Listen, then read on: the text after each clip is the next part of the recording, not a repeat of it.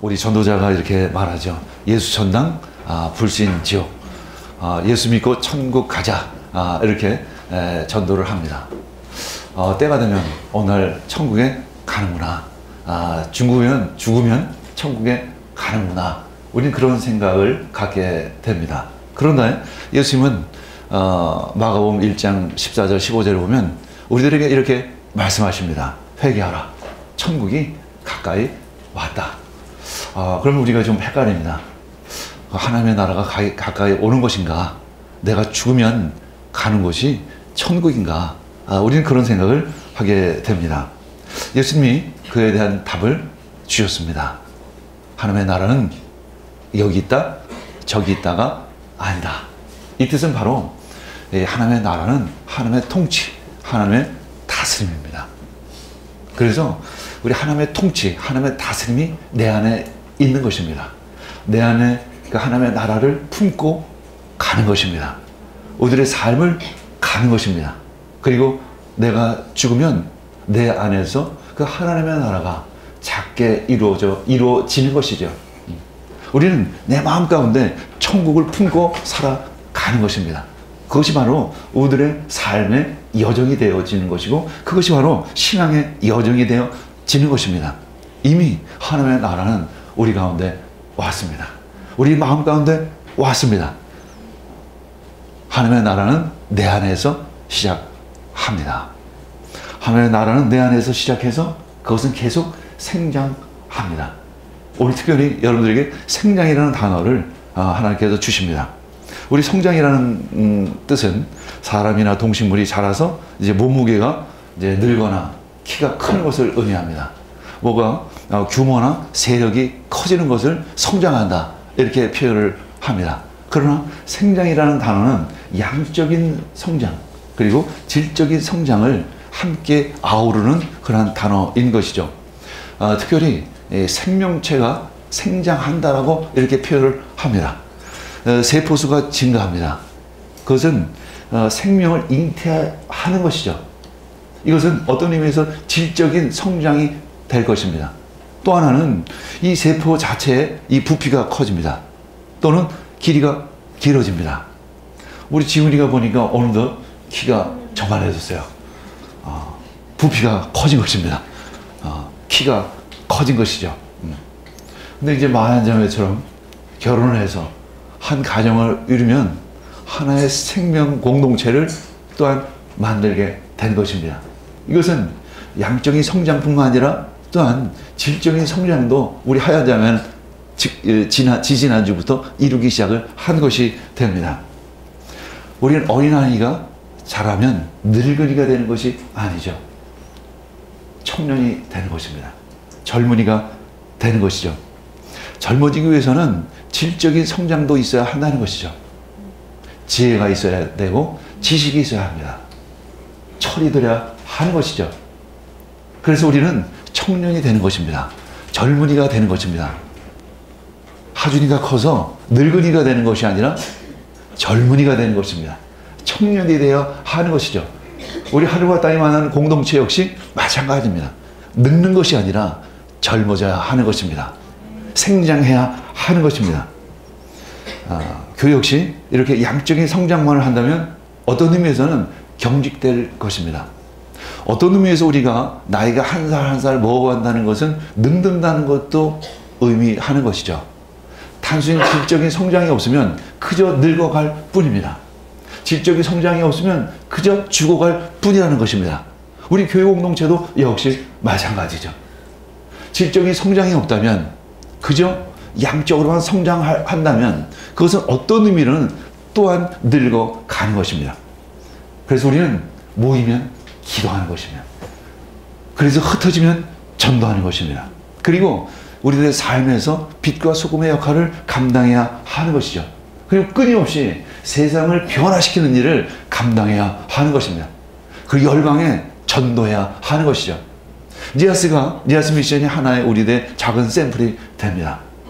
우리는 그곳에 또한 작은 질적인 성장이 있었던 것입니다. 그것이 바로 큰 의미에서 작은 씨앗이 나무가 되고 나무가 숲을 이루는 것입니다. 지금 우리 교회는 지금 나무로 성장한 단계입니다. 이제는 숲으로 더 성장하고 생장해야 할 단계에 와 있습니다. 아주 중요한 시점입니다. 어떻게 하면 우리 교회가 큰 숲으로 성장할 수 있을까? 오늘 그 말씀을, 하나님이 주시는 말씀을 통해서 우리 깨닫기를 원합니다. 마태복음 13장 31절에서 32절 읽겠습니다. 예수께서 또 다른 비유를 들어서 그에게 말씀하셨다. 하늘나라는 겨자씨와 같다. 어떤 사람이 그것을 가져다가 자기 밭에 심었다. 겨자씨는 어떤 씨보다 더 작은 것이지만 자라면 어떤 풀보다 더 커져서 나무가 된다. 그리하여 공중의 새들이 와서 그 가지에 깃들입니다. 하나님의 나라는 성장한다는 것입니다. 하나님의 나라는 확장한다는 것입니다. 그 다음 비유를 보면 반죽에 넣은 누룩과 같다. 예수님은 이렇게 말씀하십니다. 그리고 기다리고 있으면 그 반죽이 부풀어 오를 것이라는 것입니다. 성장하고 확장되고 생장할 것이라는 것이죠. 씨앗이 부러지면 싹이 납니다. 싹이 나면 또한 잎이 납니다. 가지가 자라고 또한 큰 나무가 됩니다. 그것도 큰 나무는 씨앗을 날려서 또 다른 나무를 만듭니다. 그래서 나중에는 큰 숲을 이루게 되는 것이죠. 여러분들 한 사람 한 사람도 그런 역할을 해야 하는 것입니다. 우리 교회도 그 역할을 감당해야 하는 것입니다. 여러분들 지금 어떤 단계에 와 있습니까? 씨앗이 마음에 심겨진 단계일까? 아니면 나무 정도로 성장한 단계일까? 아니면 지금 숲으로 더 확장되고 있는, 생장하고 있는 그런 단계인가? 우리는 그 모습들을 스스로 돌아보기를 원합니다. 한 사람에게 임한 하나님의 나라, 그것이 바로 겨자씨와 같다라는 것입니다. 사도행전 2장 3절 하반절에 이렇게 말씀하고 있습니다. 각 사람 위에 임하여 오셨다라는 것입니다. 성령님이 각 사람 위에 오셨다는 것입니다. 성령님이 우리 한 사람 한 사람 가운데, 우리 심령 가운데 임하여 오셨다는 것입니다. 우리 이 사진을 한번 봅니다. 이 사과를 반쪽으로 자르면 그 안에 씨가 있습니다. 그 씨가 내 안에 심겨진 것입니다. 주님이 내 안에 오신 것입니다. 이제 우리는 주님과 개인적인 친밀한 교제가 시작되어지는 것입니다. 신앙이 무엇인가? 그 시작은 주님을 만나는 것입니다.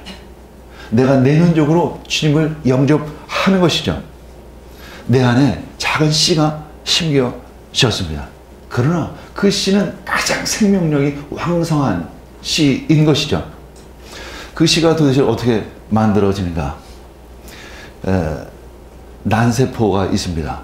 난세포에 그 정액이 결합되어지면 그것이 씨앗이 되어지는 것이죠. 마치 나의 영이 난세포라고 한다면 성령님은 정액과 같은 것입니다. 둘이 결합하면 생명의 씨앗이 내 안에 만들어지는 것입니다. 그것이 이제 자라게 될 것입니다. 그것이 또 하나의 생명을 만들게 될 것입니다. 하나님은 여러분들 가운데 작은 생명의 씨앗을 다 심어 주셨습니다. 때가 되면 그 씨앗이 땅에, 또 다른 땅에 심겨질 것입니다. 그 씨앗은 나무가 되고 또 잘 자라면 큰 숲이 되어질 것입니다. 여러분들은 엄청난 능력을 가지고 있는 것입니다. 하나님이 여러분들에게 엄청난 생명의 능력을 심겨 주신 것입니다. 누가복음 17장 21절 읽겠습니다. 또 여기 있다 저기 있다고도 못하리니 하나님의 나라는 너희 안에 있느니라. 이 성경은 개역 성경입니다. 개역 성경에서는 하나님의 나라가 너희 마음속에 있느니라, 너희 마음속에 있느니라 이렇게 말씀하고 있습니다. 우린 주님이 내 안에 계십니다. 우린 그래서 기도합니다. 우린 기도를 통해서 주님과 친밀한 교제를 나누게 되는 것이죠. 예수님은 그래서 수시로 한적한 곳으로 가셨습니다. 그곳에서 주님과 독대하신 것이죠. 주님과 깊은 교제를 나누신 것입니다. 주님께 깊은 기도를 올려드린 것입니다. 아마 예수님은 그때 한적한 곳에서 하나님 아버지와 친밀한 교제를, 친밀한 대화를 나누셨을 것입니다. 하나님의 생각이 무엇이고 하나님의 뜻이 무엇이고 특별히 하나님의 사랑을 충분히 느끼고 내려오셨을 것입니다. 3세기의 사막의 교부들은 사막으로 내려갑니다. 거기서 깊은 기도를 합니다. 세상을 떠나서. 그래서 그들은 이렇게 말합니다. 참된 세계는 영적인 영역이다. 몸 대신에 영혼에 헌신하라. 그래서 그들은 영혼에 대해서 굉장히 강조를 했습니다. 그들은 하나님의 그 내적인 통치를 받아들이고 그대로 살라는 그런 말씀을 묵상했던 것입니다. 그래서 그들은 내면 침묵 속에서 끊임없이 기도하는 운동을 펼쳤던 것입니다. 그들의 삶은 그저 기도였습니다. 물론 따라서 나눔의 삶도 많이 했지만 그 중심은 기도였던 것입니다. 이분들에게서 또한 우리는 배울 것이 참 많이 있습니다. 신앙의 중심은, 신앙의 기초는 바로 하나님과 친밀한 사귐이라는 것입니다. 하나님의 사랑이 내 안에 충만하게 있어야 합니다. 우리는 제가 이제 나이가 한 살 한 살 먹어가면서 몸이 찌뿌둥해지는 것을 자주 느낍니다. 몸이 좀 뻐근하고 혈액이 잘 안 돌아가는 것 같은 느낌이 들어요. 그래서 낮에 한 2, 3시 정도 되면 제가 어디론가 다녀옵니다. 아시는 분 아시겠지만 제가 헬스장을 갑니다. 헬스장을 가가지고 한 30분, 40분 정도 이렇게 운동을 하고 오면 한 10살 정도는 젊어지는 것 같은 느낌이 듭니다. 혈액이 돌기 시작을 하고 굳었던 근육들이 풀어지기 시작을 합니다. 우리의 영도 마찬가지입니다. 우리가 기도하지 않으면, 말씀을 묵상하지 않으면, 예배드리지 않으면 우리들의 영은 굳어지기 시작을 한다는 것이죠. 그래서 우리는 기도해야 하는 것이죠. 우리는 그래서 예배드려야 하는 것입니다. 그리고 말씀으로 묵상해야 하는 것입니다. 그래서 영적인 그 근육이 풀어져야 하는 것입니다. 아주 생명력으로 가득해야 하는 것입니다.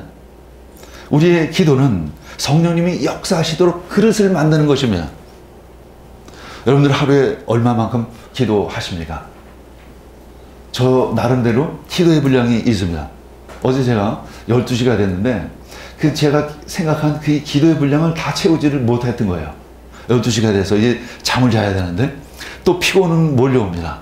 어떻게 할까? 그냥 잘까? 40분을 더 기도해야 합니다. 40분을 더 기도하기로 했습니다. 꾸벅꾸벅 졸면서 기도합니다. 꾸벅꾸벅 졸면서 기도하면서 이런 생각을 합니다. 이렇게 기도할 바에는 잘까? 하는 생각을 가지면서 또 기도합니다. 그리고 40분을 채우고 딱 눕는 순간 그냥 하늘나라로 갔습니다.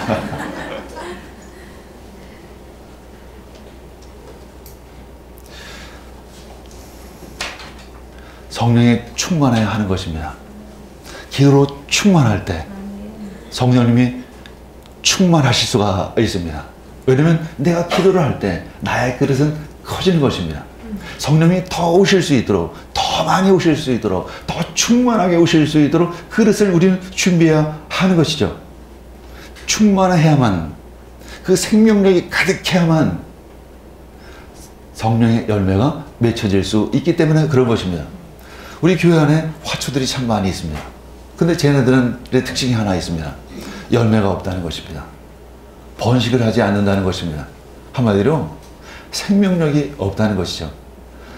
저 하나는 어떻게 유지하기는 하지만 어떤 것도 만들어내지를 못한다는 것입니다. 자, 요한복음 15장 5절 읽겠습니다. 나는 포도나무요 너희는 가지이다. 사람이 내 안에 머물러 있고 내가 그 안에 머물러 있으면 그는 많은 열매를 맺는다. 너희는 나를 떠나서는 아무것도 할 수 없다. 자, 우리 분재 사진을 보겠습니다. 분재에다 억지로 사과 2개를 꼽아놨는지 모르겠는데 열리긴 열렸습니다. 근데 저 분재는 뭐 햇볕에다가, 강한 햇볕에다 내려놔도 안 됩니다. 아주 적당한 햇볕, 적당한 물, 아주 관리가 잘 되어야만 하는 것이죠. 그러면 분재로서의 가치가 있습니다. 근데 우리 한국 크리스찬 중에 분재와 같은 크리스찬들이 참 많이 있습니다. 끊임없이 관리만 받아야 유지가 되는 분재 크리스찬. 혹시 여러분들은 분재 크리스찬이 아니십니까? 목사님으로부터 끊임없는 관리를 받아야 하는 그 분재와 같은 크리스찬이 되지 않기를 원합니다. 그럼 어떤 나무가 되어야 할까요? 열매를 맺는 그런 나무가 되어야 합니다. 자, 우리 다음 사진. 자, 저 나무처럼 많은 열매를 맺어야 합니다. 새들이 오고 저 밑에 어떤 사람이 앉아서 성경 말씀도 읽을 것입니다. 또 배가 고프면 사과를 떼서 배를 채우기도 할 것입니다. 뭔가 영향력을 준다는 것입니다. 뭔가 세상을 변화시킨다는 것입니다. 성령의 충만함은 우리 안에 주님과의 친밀한 사랑을 더 깊게 합니다. 그리고 말씀에 따라 살아가게 합니다. 그 결과 이웃사랑의 열매를 맺는 것입니다. 하나님의 말씀은 사랑입니다. 성령은 진리의 영이십니다. 성령은 끊임없이 말씀으로 인도하십니다. 그리고 우리의 시선 역시 말씀으로 방향을 잡고 있어야 하는 것입니다. 은사를 자랑한다거나 무슨 내가 예언해서 뭔가를 마쳤다는 것을 자랑하는 것이 아니라, 내가 누구를 기도해서 병이 낫던 것을 내가 그것을 자랑하는 것이 아니라 끊임없이 말씀으로 가야 하는 것입니다. 그 말씀은 바로 사랑입니다. 성령님은 사랑을 지시하고 계십니다. 지시하실 뿐만 아니라 그 성령님은 우리들을 그 사랑으로 이끌고 계시는 것입니다. 예수님은 끊임없이 우리들에게 가르쳐 주셨습니다. 서로 사랑하라. 서로 사랑하라. 서로 사랑할 때 열매가 맺혀지는 것입니다. 열매 맺지 못하는 가지는 불쏘시개로 쓰여질 것입니다. 사도행전 2장 44절에서 45절 읽겠습니다. 믿는 사람은 모두 함께 지내며 모든 것을 공동으로 소유하였다. 그들은 재산과 소유물을 팔아서 모든 사람들에게 필요한 대로 나눠 주었다. 마음의 사랑도 중요합니다. 또는 그를 위해서 중보로 기도해야 합니다. 그러나 물질적으로도 우리는 나눠야 하는 것입니다. 특별히 고아와 과부 같은 그 가난한 사람을 섬기라고 하나님은 말씀해 주셨습니다. 그래서 우리는 공동체가 되어지는 것입니다. 생명력 있는 공동체가 되어지는 것입니다. 세상을 변화시켜 나가기 시작을 하는 것입니다. 이제 나무가 숲이 되기 시작을 하는 것이죠. 누가복음 17장 21절 읽겠습니다. 또 보아라 여기 있다 또는 저기 있다 하고 말할 수도 없다. 보아라 하나님의 나라는 너희 가운데 있다. 이 세 번역에 보면 너희 가운데 있다라고 말씀하고 있습니다. 아까 개역개정에는 너희 마음 가운데 있다라고 얘기했는데 이 똑같은 말씀을 이 세 번역에는 너희 가운데 있다라고 말씀하고 있습니다. 오늘을 보면 이 두 가지 표현이 다 맞습니다. 어쩌면 굉장히 의미 있는 해석이 될 수 있을 것입니다. 내 마음에서 시작한 그 하나님의 나라는 이 공동체 가운데 열려진다는 것입니다. 이 공동체 가운데 영향력을 전해진다는 것입니다. 내 마음속에 시작한 그 하나님의 나라가 어떤 공동체를 이루게 될 것이라는 것도 의미할 것입니다. 마태복음 18장 20절 읽겠습니다. 두세 사람이 내 이름으로 모여있는 자리, 거기에 내가 그들 가운데 있다는 것입니다. 예수님은 우리 한 사람 한 사람 가운데도 계시지만 우리들 가운데도 계십니다. 우리는 예수님의 이름으로 지금 모여 있습니다. 지금 예수님은 이 가운데 계십니다. 말로만 계시는 것이 아니라 실제로 계십니다. 어쩌면 여러분 옆자리에 앉아 계실 것입니다. 여러분들 등 뒤에 계실 것입니다. 여러분들을 지금 안고 계실 것입니다. 예수님은 우리 공동체 가운데 오셨습니다. 그래서 예수님은 그 한적한 곳에서 기도하시다가 무리 가운데로 내려오신 것입니다. 그리고 더 큰 성령의 역사들이 공동체 안에서 풀어지기 시작을 하는 것입니다. 귀신이 떠나갑니다. 안진뱅이가 일어섰습니다. 눈먼 자가 눈이 열립니다. 귀머리에 귀가 열립니다. 죽은 자가 살아나는 것입니다. 성령의 특별한 더 큰 역사는 이 공동체 가운데 시작되어집니다. 사도행전 2장 43절 읽겠습니다. 모든 사람에게 두려운 마음이 생겼다. 사도를 통하여 놀라운 일과 표징이 많이 일어났던 것입니다. 공동체가 형성이 되자 그 가운데 더 많은 신비한 일들이, 초자연적인 일들이 일어나기 시작을 했던 것입니다. 그래서 모든 사람이 이게 두려운 마음이 생겼습니다. 하나님을 경외하는 마음이 생겼던 것입니다. 그렇게 해서 초대교회는 시작이 된 것입니다. 그들은 서로 사귀는 일과 빵을 떼는 일과 기도에 힘썼다라고 이렇게 기록하고 있습니다. 성도의 교제를 나눈 것입니다. 코이노니아라는 단어를 사용합니다. 이 코이노니아는 단어는 단순히 대화를 나눈 정도가 아니라, 단순히 성도의 사귐 정도가 아니라 이웃에게 물질적으로 나누는 것을 포함합니다. 중보기도를 하는 것을 포함합니다. 그 초대교회 공동체는 폐쇄적인 공동체가 아니었습니다. 밖을 향하고 있었습니다. 그들의 눈이 너하고 나하고 잘 지내자. 너하고 나하고 잘 먹고 잘 지내보자. 오늘은 영화 구경 갈까? 내일은 맛있는 밥 먹을까? 이런 얘기를 한 것이 아니라 세상을 향해서 열려져 있었다라는 것입니다. 내가 가진 것을 어떻게 하면 나눌 수 있을까? 하나님의 복음을 어떻게 하면 전할 수 있을까? 그 기도를 하던 것입니다. 사도행전 2장 44절에서 45절 읽겠습니다. 믿는 사람은 모두 함께 지내며 모든 것을 공동으로 소유하였다. 그들은 재산과 소유물을 팔아서 모든 사람에게 필요한 대로 나눠 주었습니다. 모든 사람에게 필요한 대로 나눠 주었습니다. 빈곤이 사라졌습니다. 평화가 임한 것입니다. 드디어 샬롬 공동체가 이루어진 것입니다. 평화의 나라가 임한 것입니다. 그래서 어떤 학자는 하나님의 나라는 대한사회이다, 대조사회다, 이런 이야기도 합니다. 요즘에 시국이 참 어지럽습니다. 특별히 태극기 집회 그리고 촛불 집회로 양분되는 모습을 봅니다. 나이가 많으신 분들과 또 젊은들이 양분되는 것을 봅니다. 이제 우리는 다시 하나가 되어야 합니다. 교회는 상하 좌우 나이가 많으나 늙으나 모두가 하나 될 수 있는 그런 공동체여야 합니다. 그런 의미에서 우리가 함께 이렇게 어린아이가 부모님이 함께 예배를 드린다는 것은 참 축복입니다. 여기에서는 가난한 자가 소외받을 수 없습니다. 힘없는 자가 소외될 수 없는 것입니다. 주님 안에서 우리는 한 형제요 한 자매가 되어야 하는 것입니다. 그래서 교회를 세상과는 다른 공동체라고 이렇게 말하는 것이죠. 세상의 빛, 산 위의 도시.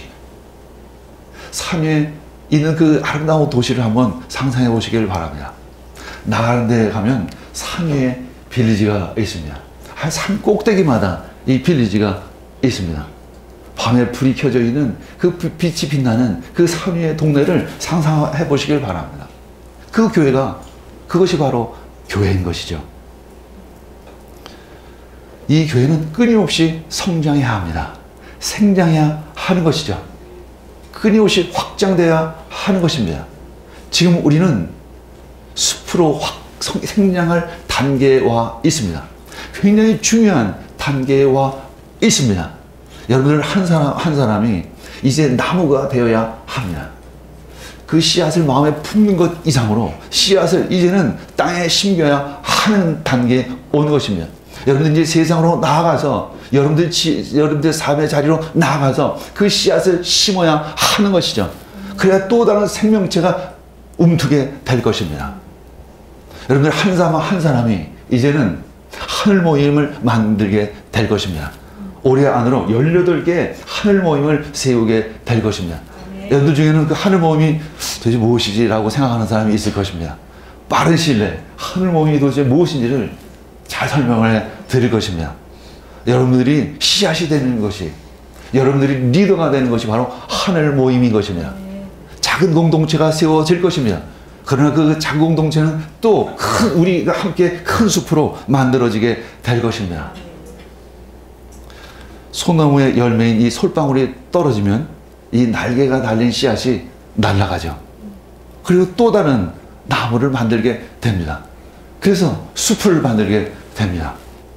그것이 커다란 숲이 우리 숲의 사진. 자, 저 숲처럼 우리 교회는 저 숲과 같은 공동체가 되어야 하는 것입니다. 모든 열방 가운데 주의 복음을 전해야 하는 것입니다. 하나님의 영향력을, 하나님의 생명을 우리 공동체를 통해서 나눠야 하는 것이죠. 제 안에 언젠가 한 20여 년 전에 생명의 씨앗이 심겨졌습니다. 그것이 자랐죠. 그리고 그것이 나무가 되었습니다. 한 20년이 지나다 보니까 어느덧 공동체가 만들어졌습니다. 한 100여 명의 공동체가 만들어진 것입니다. 여러분들 가운데 또 씨앗이 심겨진 것이죠. 이제 그 씨앗이 자라게 될 것입니다. 그저 품고만 있는 것이 아니라 물론 심어야 하는 것입니다. 저 역시 그 씨앗을 품고만 있지 않았습니다. 세상으로 나아간 것이죠. 저는 그래서 499장 저 장미꽃 위에 이슬이라는 찬양을 참 좋아합니다. 그 동산 위에 계속 주님과 친밀한 교제를 나누고 싶지만 주님이 말씀하십니다. 저 세상에 참 할 일이 많다는 것입니다. 가서 그 씨앗을 뿌려야 하는 것이죠. 여러분들 가운데도 씨앗이 심겨졌습니다. 이제 그 씨앗을 세상 가운데 나가서 심어야 하는 것입니다. 그러면 새로운 생명이 잉태되어질 것입니다. 커다란 숲이 자라게 될 것입니다. 지금 니아스에서 큰 숲이 이루어지고 있습니다. 나가는 데에서 큰 나무들이 지금 자라고 있습니다. 이제 여러분들 한 사람 한 사람의 씨앗이 우리의 삶의 자리, 그 열방 가운데 심겨져야 하는 것입니다.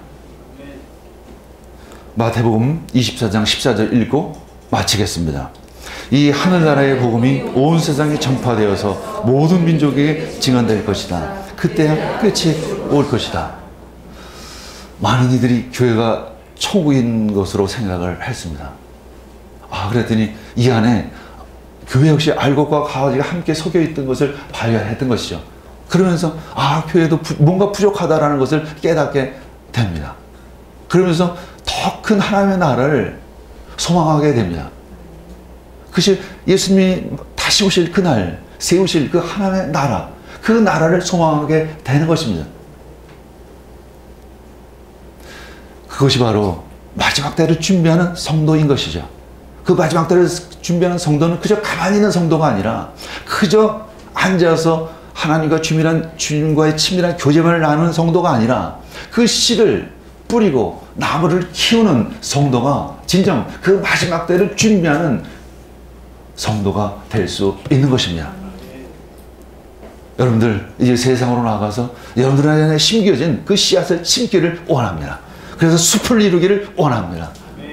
우리 함께 기도하겠습니다.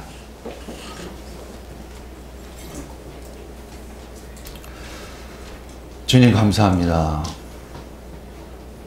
저희들 심령 가운데 심겨진 그 하늘나라의 씨앗을 이 세상 가운데 심기를 원합니다. 이 모든 말씀 예수님의 이름으로 기도합니다. 아멘.